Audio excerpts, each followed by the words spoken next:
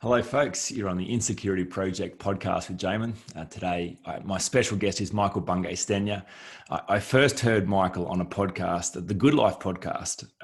Must have been 3 years ago that I heard you on that. And I was super impressed. In fact, you said something that has stuck with me forever. And that was, look, if we could just wait a little bit longer before rushing to advice and action, my goodness, it would improve the quality of our conversations. It and I totally thought, would. wow, hang on, who is this guy? And that's brilliant.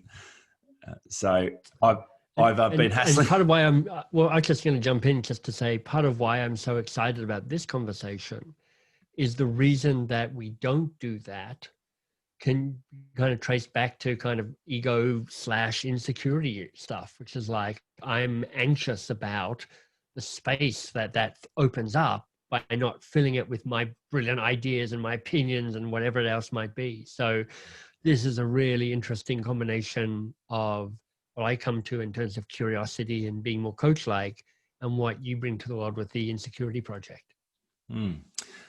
So I reached out to Michael after I heard that podcast, didn't really expect to hear anything back. But you were kind enough to email me back, and I asked if you'd be on a podcast. You said, maybe one day, try me again in 12 months.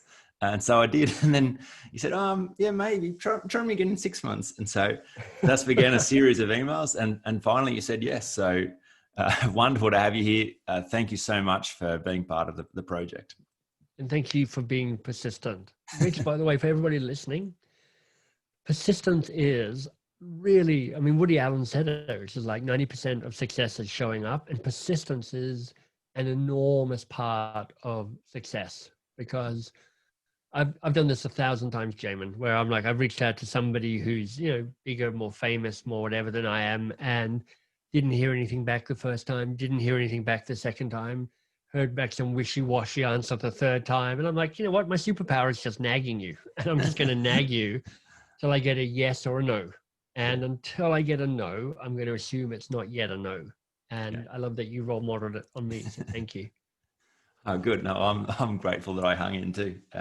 This is a real treat. So for those of the listeners who are not familiar with Michael's work, so your book, The Coaching Habit.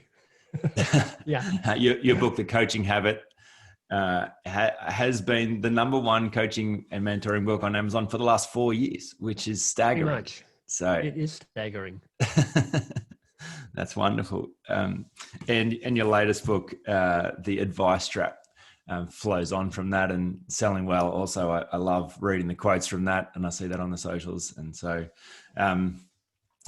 you've done some great work in the world, and really can't wait to dive into this conversation. So let's begin where I begin with all my guests, and that is at the beginning of the story, because it does play such a massive part in who we become and the stories we tell. So tell us a bit about what it was like growing up in your family, and particularly the impact your parents played in your formation years and your belief about yourself. Sure. So I'm a 52. I grew up in Canberra in Australia, Australia's national capital, and the eldest of 3. So I've got 2 younger brothers, Nigel, who's 18 months younger than me, and Angus, who's 5 years younger than me. And I showed up in the world wired to be confident. And my parents tell the story of, say, look, we spent years waiting for Michael to finally land in the whatever and finally realize that the gig is up. And I always somehow land on my feet and go, ta-da, and move on. And they're like, we don't know where this kid comes from, because my parents are both lovely people, but I wouldn't say either of them are kind of strongly super confident. They're modest. So, my parents are still alive, still together. They've been married for 50 plus years.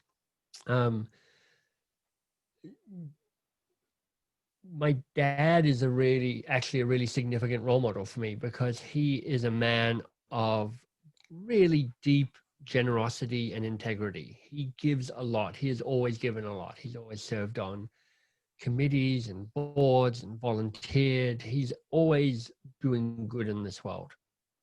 And Um, and I'm pretty confident saying he's never done a shady thing in his life. You know how, so all of us, me included, perhaps have the kind of some things where you're like, yeah, that was a bit dodgy. That was a bit kind of slippery. I kind of fudged things a little bit there. I suspect my dad has never had that thought cross his mind because he always plays to that kind of straight line. The other thing that's interesting about my dad is he has a cleft lip and palate. So for those of you who are just listening and those of you can see me, I also have a cleft lip and palate. So if you're not sure what that is, sometimes it's called a hair lip. When I was born, the top of my mouth was open. So if you run your tongue around the top of your mouth, it's a kind of smooth thing. But for me, I've got a scar up the middle of my mouth. And if you look at my lip, I've got a slightly odd upper lip. Because when I was born, I basically had a gap here.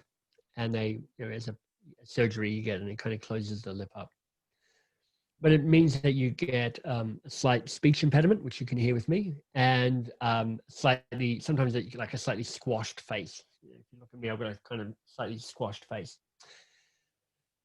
Now, I had a few phases in my life where I got a bit self-conscious about that, but honestly, not really. And in part it was because I'm like, look, my dad is a cleft lip and palate. He's awesome.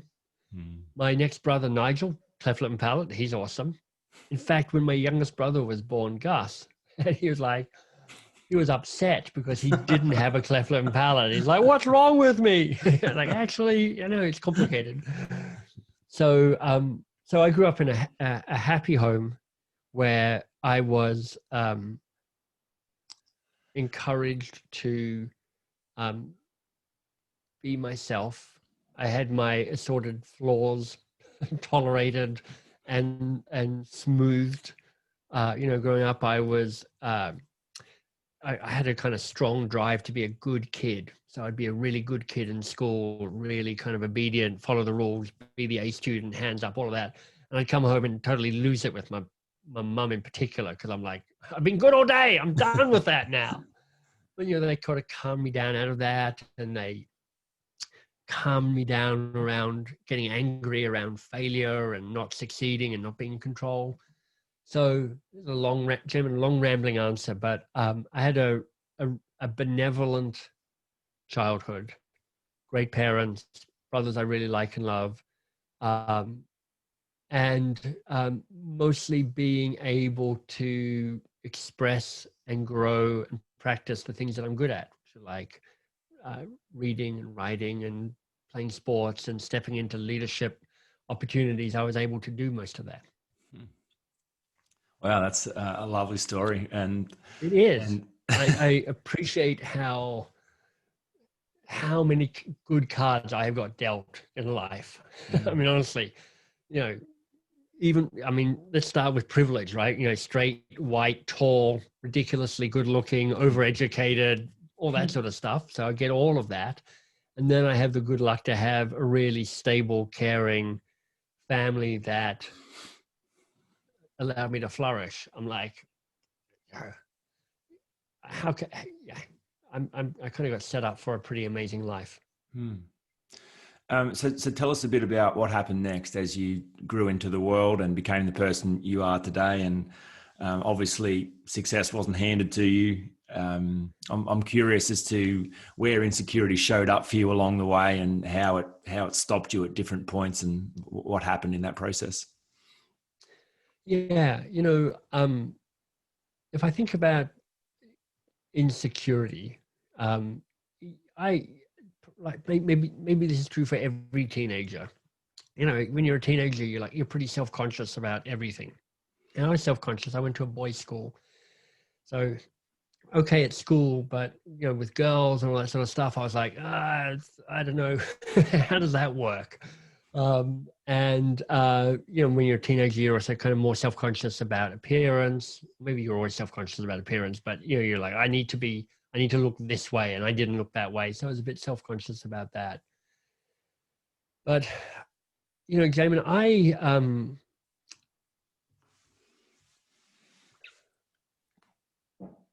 it was a combination of things. One is I found myself being someone who was always a pretty good listener. And there's a way of when I was a teenager, and particularly, like 17, 18, 19, where everybody's life is full of angst because that's the obligation of being a teenager. And I'd find myself sitting in a car at 2 a.m. listening to my friend Phil go on and on and on about something that was hard for him. And it was a formative time for me. It really was the first thing that opened up my getting into the world of coaching and curiosity and asking questions and trying to deepen a conversation. But it was also a access to understanding that, as the quote goes, which I read later, which is like, be kind because everybody's fighting a battle. And I'm like, look, everybody is fighting a battle. Everybody is feeling like this. So, first of all, I'm kind of lucky enough to show up that most of the time I don't have a whole lot of insecurity. But when I do, it's mitigated by a few things. Mm. One is this idea of, hey, look, everybody's fighting a battle, and kind of a corollary, whatever. An adjacent thing to that is, somebody once said, I used to worry what people thought of me, and then I realized nobody thinks of me. and how liberating that is. Yeah. You're like, actually, if insecurity is worrying how you show up in the world, when you go, actually, everybody's thinking about themselves. Nobody's really caring how I show up in the world. Mm. It's a very freeing experience. Mm. And then the other thing that's really helpful for me, Jamin, is to understand your place in this universe, which is of utter insignificance. Mm-hmm. So I've got various things scattered around my life. Like in the washroom toilet down there, I've got a picture of the pale blue dot. I don't know if people know that picture, but it's a picture of the Earth shot from Voyager just as it kind of leaves the universe, and somehow the Earth is captured in a stray sunbeam, and it just appears as this tiny, tiny, tiny, tiny blue dot. And it's like, that's the planet. Mm. And that's it. And, reading Bill Bryson's book, A Short History of Nearly Everything, and he has this metaphor, which is like, if you stretch your arm out from tip to tip, that represents the 6 or 7 billion years that the Earth has been around. Humankind has been around as long as the clipping on your fingernail. Hmm. And then just on a different scale, I'm pretty sure in 200 years, nobody will know of me. Nobody will know my name. Nobody will remember anything I've written or said or done. I will be completely forgotten. Hmm. And of course, you can go two ways with this. You can move into a nihilistic existential funk going, what's the point? Or where I go with it is, I'm like, how liberating. Because what is there to be insecure about? I am already utterly insignificant in terms of time and space. It just doesn't matter that much. So you can live your life as if it matters. Or a better way of putting it, it's like the paradox and the tensions of a good life, which is like, live your life like it utterly matters. You've got to squeeze it for all you got, and know that it utterly doesn't matter. Mm. And that for me is a formula that allows me to not get plagued by a whole lot of self-doubt and insecurity, because I just go, it's like, here I go. It's my one shot. Mm. Somebody once described life as a line, and it's all black. There's this tiny bit of white, that's life, and then it's all black again. That's it. It's like you're basically irrelevant. How wonderful. Yeah. Anyway, that was a bit of a soapbox. No, sorry. That is profound. And the way my brain works is I want to deconstruct the what you just did there, because that's worked for you, and if it's worked for you, it could work for anyone. So I've got 2 tattoos on my legs. It's the first time. I'm 41 this year, and I finally got some tattoos. And I've got the word power written on my left shin, and the word grace written on my right. Beautiful. And it's kind of just exactly what you described. Live as though I'm a powerful son of a bitch. I can do anything. Like, it's an extraordinary gift to be a human being. Don't ever imagine that I couldn't do or have or be whatever I want. But but I'm no one really. Like I can't make the sun come up. I couldn't work out how to make it rain in the drought. So just this insignificance and this, powerlessness really connected all life around. So that language, that story told, that's such a powerful way of thinking about that same idea.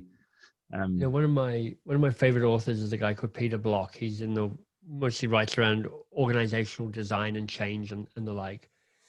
But he's got quite a philosophical background to the stuff that he does. He's kind of very existential.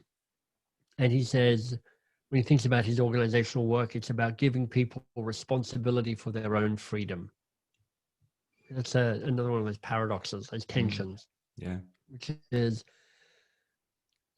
take the freedom that you've got, know that it's unfairly distributed. I mean, Jamin and I don't know much about Jamin, but he's also very good looking, tall, white, male, maybe straight, maybe not, dude, I don't know. We have, in some ways, we're in a different position to think about power and grace, to think about impact and timelessness and all of that. But wherever you are, there's possibly some wisdom in this for you to go, what do you get to control, and how do you play that as hard as you can, make a difference, have the courage, make the connections, and how do you have the grace to let go of the stuff that's beyond what you can control or influence? Obviously coaching is the modality that you love and that you've written about extensively.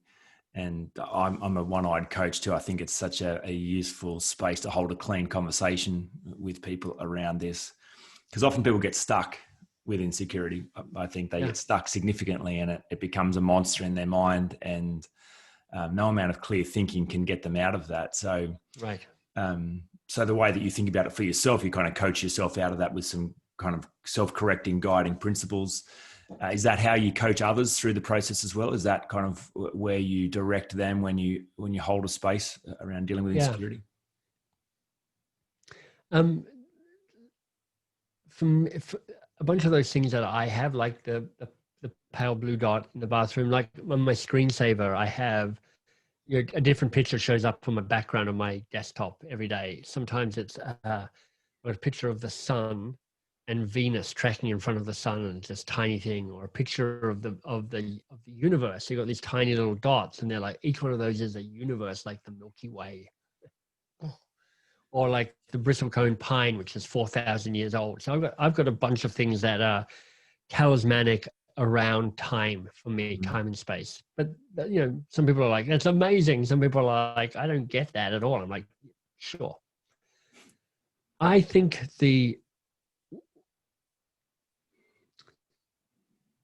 here's how I think about it, or here's a half-baked answer about how I think about it.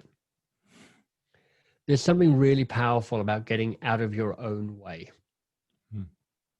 That can be really hard to do. A metaphor I heard the other day, which is like, it's like trying to read the label of a jar when you're inside the jar. You can kind of see what it says, but it's hard to always know what it is. Yeah. So it's like, how do you get out of yourself, or beyond yourself, or over yourself, so that you can see yourself in a different way?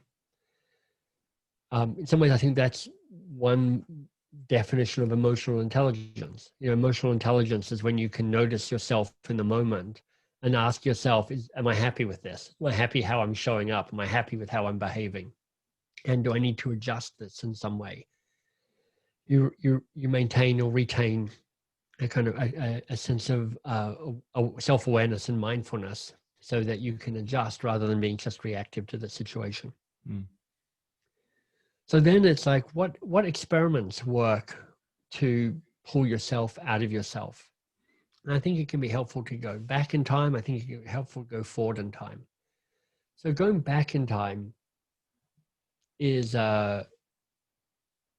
there's a tool that I have called the this, not that tool. And here's what it looks like. It's basically 6 or 7 or 8 pairs of words that describe, on the left-hand side, what I'm like when I'm at my very best. And on the right-hand side, a kind of matching word about what I'm like when I'm off my game, not failing utterly, but like 10% off my game or 15% off my game. So for me, I have words like I'm curious rather than a know-it-all. I'm stepping forward rather than stepping back. I'm being provocative rather than being sycophantic. And those words come from me looking back to peak moments and anti-peak moments, low moments in my life, going, how was I showing up there? What was that like? How was I behaving? And noticing kind of the physical manifestation of being at my best and being 15% off my game, and finding ways and language to remind myself of that. You know, there's this, I think these are the Navy SEALs, perhaps, maybe a Greek philosopher, who says we don't rise to the occasion, we fall to the level of our training. And what you do with the This Not That tool is you build a form of training, which is a level of awareness of what you're like when you're on and when you're off. And what I use it for is when I can feel myself getting off my game. You know, I'm going to give a talk, and it's an audience I find more challenging rather than not. Like I'm really great with some audiences, but if it's an audience of 1,000 alpha male CEOs, that's harder for me, because, you know, as you can see, Jamin, I don't look like an alpha male CEO. I don't look like anything to do with alpha male, really. So I can feel myself shutting down and playing small and losing some confidence and shrinking a bit. And This or That reminds me that, look, I'm at my best when I'm on this side of the column. How do I get from not that back to this? So that's a kind of moving back in time piece, which is remind yourself of what you're like at your best and find a tool to help you re-access that. I also think there's something really powerful about going forward in time. And, you know, if you've got a tool, a goal, a project that you're taking on, and you're like, wow, that's really daunting. It's really hard. I don't know if I can do that. Rather than making it a yes or no, can we do it? The question, and this comes from a writer called Roger Martin, it's like his core strategic question, which is like, what needs to be true? What would need to be true for this to happen? So let's say you're trying to write a book for the first time, and you've lost confidence about it. You're like, who am I? This book's already been written. I don't know how to write a book. And it's like, okay, let's go to the future. What needs to be true for you to be able to commit to and have a go at writing a book? And there can be something really powerful in that question to kind of get beyond the struggle of the moment, to kind of go, I'm working back from success in the future. How do I then get clear about what I can and can't do as a result of that? Yeah, that's fantastic. Very useful, because like, I love the way that you're talking about insecurity and even your own experience of insecurity, because I don't think it's common. I would say for most people, overcoming insecurity is very, very difficult. And I would say most people don't even imagine they can live free from it. So just manage it instead. I like you, I've definitely had moments where I've been limited by insecurity, but it is not a thing that stops me. And there are a bunch of tools and ways I think about it as well. So there's a couple of things that I just want to ask you about in terms of how I think about this and get your thoughts. So yeah, it seems to me that the heart of the problem of insecurity is that it's simply an issue of your own opinion of yourself. You know, it seems like it's an opinion of what everyone else thinks of you or what you're not doing in the eyes of everyone else. But as you said, no one actually cares. I love running, and I was at a run last year, and there's a woman that came up to me after the run who I barely know, and I said, "Oh, how'd you run?" She says, "Oh, look, you know, I ran terribly. I've put on 5 kilos, as you can tell, and my time was 30 seconds off what it should have been. It's just, I'm really embarrassed by my performance." And she was so worried, and I'm like, A, I don't really even know who you are. B, I certainly can't tell if you put on 5 kilos. C, you ran 30 seconds slower than the time. How would I care about any of that? Yeah. Like, it just was so stark. In her mind, everyone cares. Reality, no one cares. So this idea of if you can just see it's simply a problem of your own opinion of yourself, I think you can do some good work then in taking care of that. So I'll ask another question secondly, but let me hand over to that one. Does that ring true for you in terms of where the problem lies? It certainly rings true as a strong possibility. I have written as my kind of automatic sign off on my email, and you will have seen this in our exchange, blah, blah, blah. You're awesome and you're doing great. Now, it drives my mum crazy because it's not grammatically correct. Like, wow, you're so American now. I'm like, I'm not, Mum, but I would say on a daily basis, I get somebody writing back saying, thank you. That's so nice to hear. Yeah. And it's just built into what I send out to people, in part because I know there's a bunch of people who hear that and kind of melt a little bit. It softens that inner critic, which it can be so harsh. There's a terrific book, which, Jamie, you probably know, called, what's it called? Taming Your Gremlin. And by a guy called Richard somebody, I think. And effectively, it manifests that inner critic, which we all have. Naggity, nag, you're not good enough, blah, blah, blah. It's ongoing diminishing conversation. And it asks you to effectively draw it, to make it external. Something really powerful about making our internal stuff external. That's why writing down and journaling can be so helpful. And as soon as you manifest it, it loses some of its control over you. So I think it plays into what you're saying, Jamie, which is like, we tend to think it's about other people not respecting us.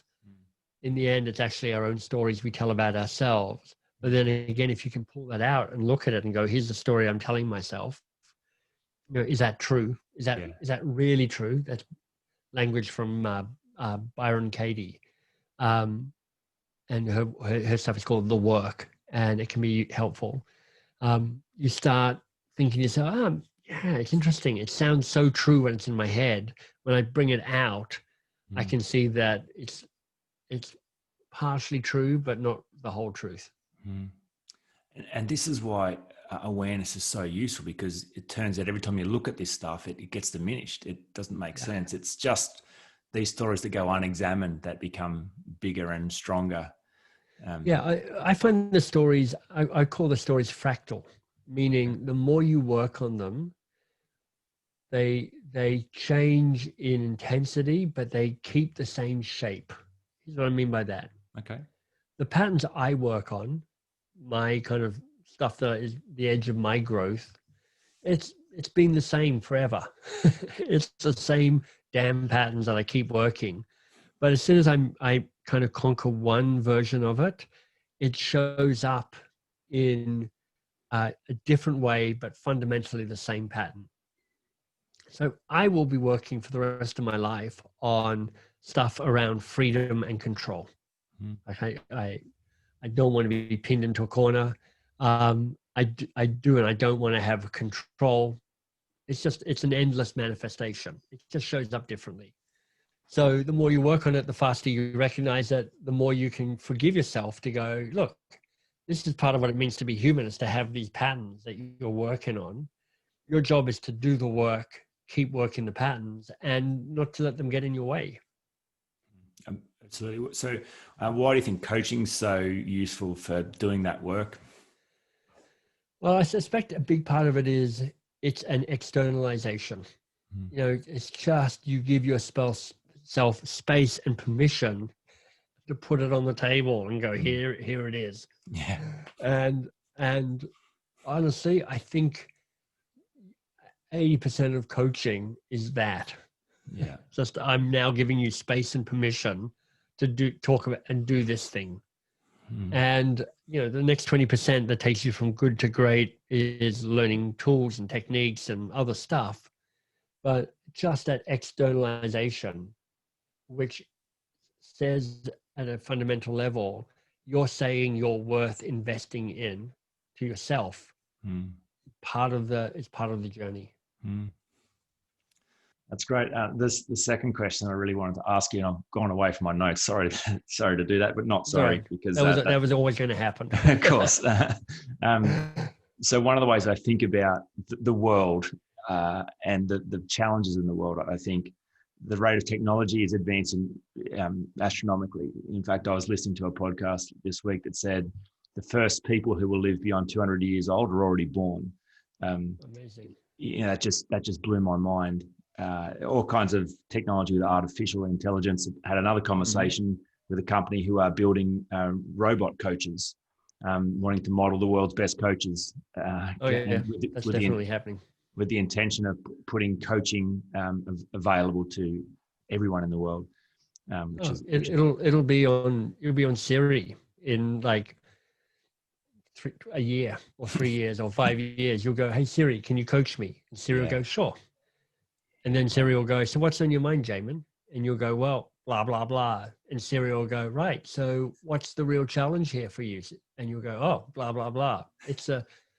It is so much of coaching is a structure and space. It doesn't require any kind of weird touchy-feely magic black boxness. It's the discipline to ask some powerful questions and the discipline to answer them deeply. And not to get in the way, which is the big challenge for coaches, for human coaches, to bring their own neediness or their own wanting to the space. Yes, true. That wasn't my question. So let me get to my question. Sorry, I keep interrupting you. So I look at technology advancing dramatically, and I think it seems to me the next great challenge for us will be the level of our consciousness as people. That'll be the problem. Won't be our technology. I look at the world's leaders and I'm alarmed at how insecure most of them are and how much chaos they create out of their insecurity. So it seems to me a really important subject, and one that as a race we've got to get better at. So my question is, I think of insecurity like, poor metaphor, but like getting your HSC or getting a TAFE certificate or doing an apprenticeship. It kind of qualifies you to enter your work, to go and do good work in the world. I think it should be a problem that people kind of realize is solved easily and effectively if you can understand the modeling around it so that you can do good work. So my question, finally get to my question. Do you think insecurity is a problem that can be solved, at least at the level of growth that you're at now, so that you're not hindered by it?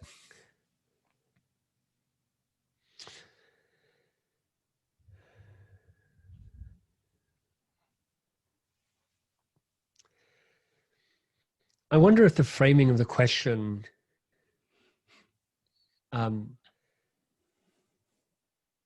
has some inbuiltness that is worth challenging. Like, can we solve insecurity?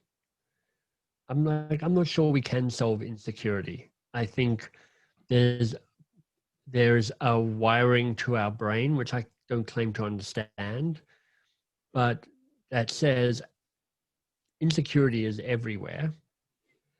There's probably a Darwinian reason why insecurity actually serves us.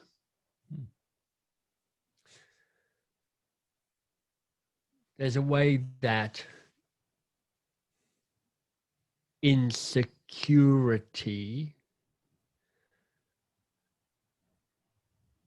so Jamin, totally riffing here, right? making stuff up as I go. This is so good. If you go, look, the danger of humankind is we assume that we're gods on earth because we feel, we have everything. We have conquered the planet. Hence environmental destruction, blah, blah, blah.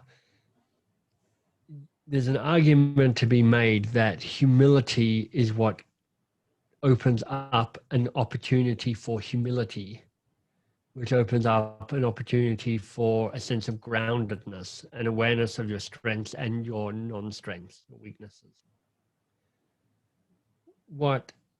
When insecurity doesn't work is when it cripples the potential of who you are. Where it does work is when it works in balance with your securities, where it says, look, we are a complex mess of interaction. Mm. If you have no insecurities, you might be a psychopath. Yeah, sure. But if you have insecurities, and maybe I'm collapsing insecurity into just, human flaws, knowing that you are inherently flawed, but somehow perfect at the same time. Mm. And you can see it. I love these paradoxes. You're flawed but perfect. Everything you do matters immensely. It matters not at all. I don't think it's about curing solving insecurity. I don't think it's a bug. I think it can be a feature. But I'm not sure how, but I can see how a lack of insecurity just creates destruction. I don't know. Does any of that land? Yeah, it does land. And I think about that, I've got a friend who's a superbike racer. And if he were to say, I broke my leg, I can't race tomorrow, Jamin, do you want to sub in for me? If I wasn't insecure about that, there'd be a problem there, If I didn't go, no, I can't, I'm not good enough. Yeah, of course you're not good enough. You've never raced a bike. You'll crash, you'll kill yourself, and if not someone else. So I think that's how I would think about that. However, I watch beautiful, inherently good, intelligent people have these messy stories in their head of lack and limitation that cripple them. And I think, I'm not sure that has to be like that. I'm not sure that's part of, the design that must remain. I think that's unnecessary suffering. So we could reconnect to that Roger Martin question around what needs to be true. And we're like, what are we after here? What needs to be true for people to fully express potential in a way that furthers themselves and humankind and the planet? It could be that people, it could be that I don't know what the answer to that is. But it might be that the answer to that is our insecurities become a source of self-growth and learning and humility and generosity and kindness. Maybe. Yeah. I think there's anything that keeps us humble and open is a beautiful thing. To be closed and sure has to be destructive for us and those around us. So that's okay. I like that. That works for me. It's something that I think about, I dream about, I write about. There's very few nights where I'm not having a conversation about insecurity, even in my sleep with somebody. I've been ruined for anything else at the moment. This is the thing. So it's a really interesting portal into what does it mean to be human, I think. Yeah, absolutely. Have there been books along the way that have been particularly useful to you? You've referenced a couple. Any others that are worth mentioning for listeners to dive into that will help them think about their own opinion of themselves and their storytelling and what it means to be human with powerful and empty at the same time? Yeah. So I'm, as everyone can already tell, I'm a big reader and I love reading. And actually I have an undergraduate degree in literature and I have a master's degree in literature. So there is something very powerful about reading fiction, because reading fiction creates empathy and helps you just see the inside of other people's heads. And I think that's a way of lessening the chatter in your own head, because you're like, oh, it's not just me. I'm not just weird. I'm just everybody. I notice as when I'm speaking or presenting, and I can say things like, do you ever have this moment when, and I'll say something which just happens to me. And like, 80% of the audience goes, "Oh my God, how does he know that?" I'm like, because we're all the same. Yeah. We're all amazingly different. We're all pretty much the same. So I think, if there's a way of you finding fiction that really you love, and there's so many different types of fiction. Some people love YA, young adult literature, because it's got great plots and great characters and it's got a rip-roaringness to it. Some people are like, I like the Russian. I like Dostoevsky and Tolstoy because it's long and it's dark and it's bleak and it's like, you're kind of looking at the soul of mankind. You're like, okay, so different strokes for different folks. But in terms of building confidence and compassion, I think it's just something that you have to come at sideways. It's rarely useful in my experience for somebody to go, just be more confident. I'm like, I hear you shouting, but it's just not shifting anything in me. And so a book that's like, "You're amazing, let's go forward," it's like all that drives me nuts about the self-help genre, of which I'm part, is it's like it's all a bit too shiny and a bit too happy. And it's when coaching is at its least good, I think it often has that kind of like everything's sunny and be good and be bold, and it's all a bit too much.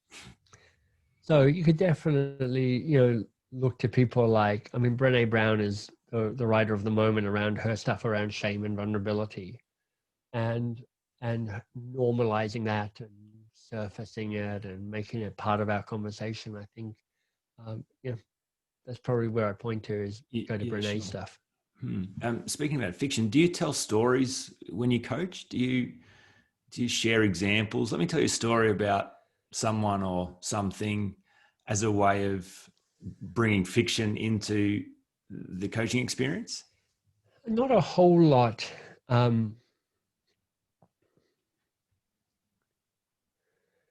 When I'm coaching, I'm really continually trying to ask myself, what is best in service to the person I'm coaching with? And it's a really slippery thing, because there's ways that you can just get in your own kind of, look at me being a brilliant coach. Look at me performing here.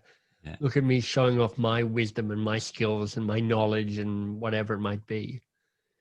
And it can be quite seductive and quite slippery. And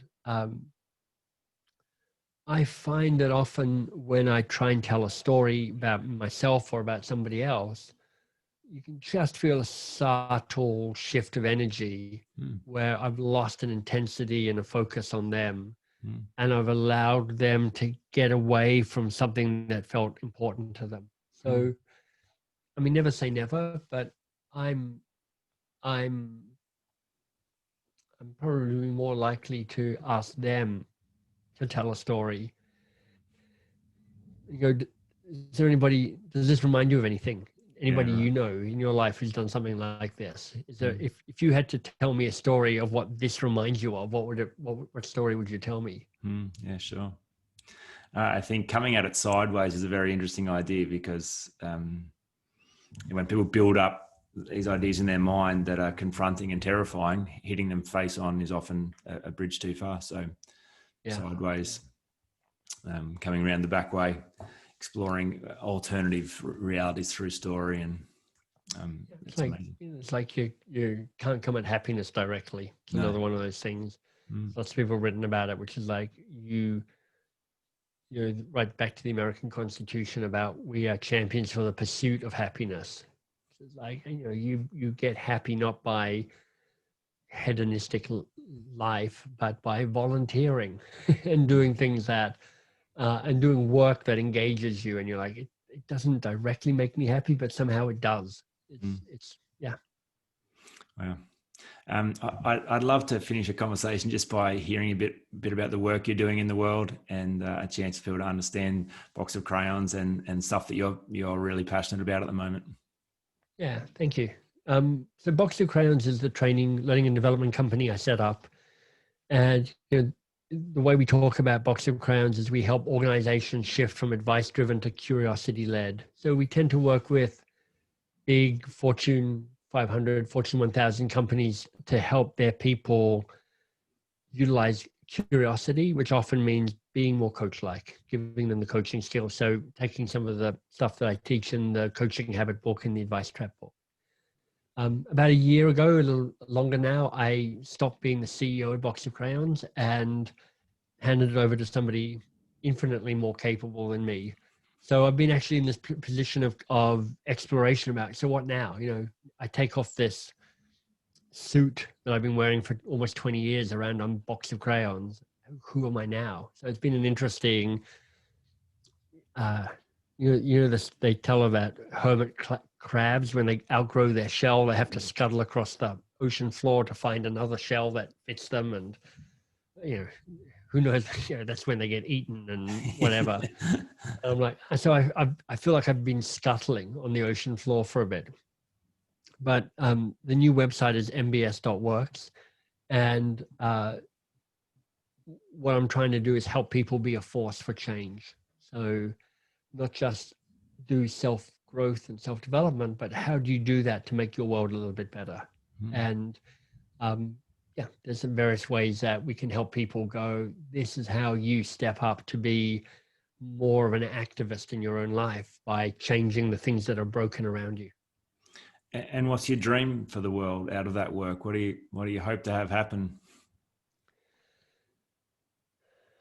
I tend not to try and articulate outcomes because I've just got a long history of getting that totally wrong.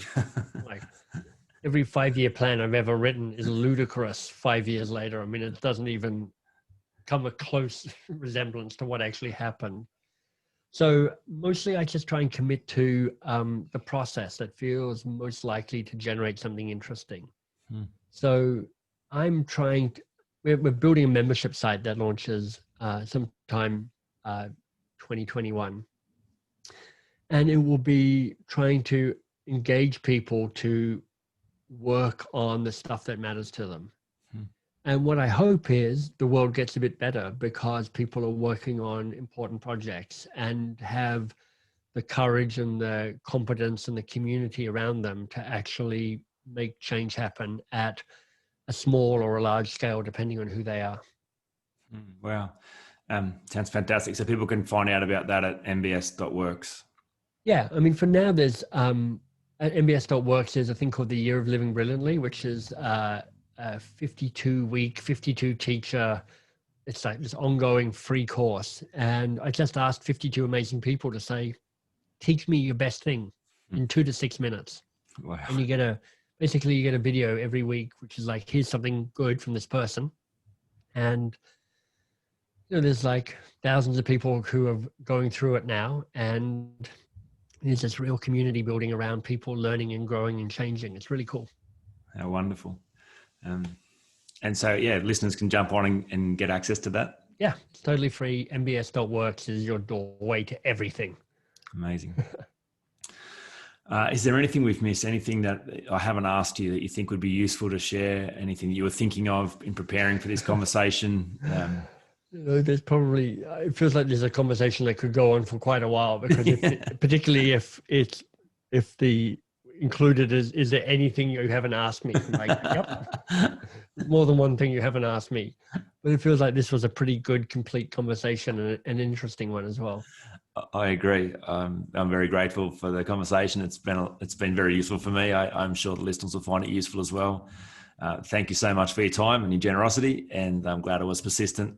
So we'll sign off there. And Perfect. Thanks again. Yeah, thanks, Sherman.